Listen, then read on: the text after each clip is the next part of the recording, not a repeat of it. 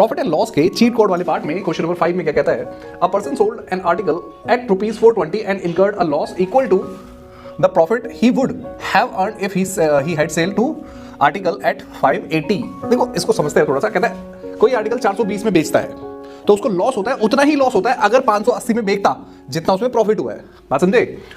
और हमें क्या बताना है, at what price would should he sell the article to gain 20% profit, और उसे 20% प्रॉफिट कमाना है। तो देखो भाई, मान लेते हैं हमारे पास सीपी जो है वो सीपी हो गया, सीपी हो गया। अब इसमें प्रॉफिट कुछ हुआ होगा, यानी कि मान लेते हैं वो x% जुड़ा है। कितना हो गया प्रॉफिट होने पर? 580। और अगर लॉस हुआ होगा तो पीछे जाएगा, यानी कि कॉस्ट प्राइस से कम हो जाएगा, -x हो जाएगा, है ना, तब है 420, राइट। अब देखो हमारे पास बेसिकली इक्वेशन क्या बनेगी, CP प्लस x हमारे पास हो गया 580 भाई, x ये वही सेम प्रॉफिट एंड लॉस है ना, और CP minus x is equal to 420 हो गया। सॉल्व कर लेते हैं, ये कट जाएगा। 2CP इज इक्वल टू, इनको प्लस करने पर आ जाएगा 1000, है ना। तो CP की वैल्यू तो आ गई हमारे पास 500, राइट।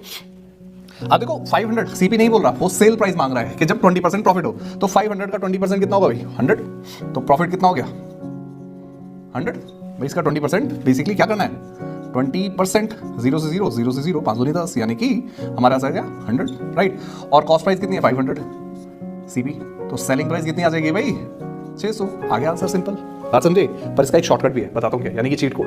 देखो बेटा, ये और ये इसके बीच में है ना, यानी कि इसका एवरेज, इन दोनों का एवरेज ही तो होगा। यानी कि अगर 420 को और 580 को प्लस करके हम 2 से डिवाइड कर देते तो भी यही आता 500। बात समझे? इसी तरह से ये वाला क्वेश्चन आप लोग मुझे करके दिखाएंगे और कमेंट्स में आंसर चाहिए। मिलते हैं छोटे से ब्रेक के बाद। बाय।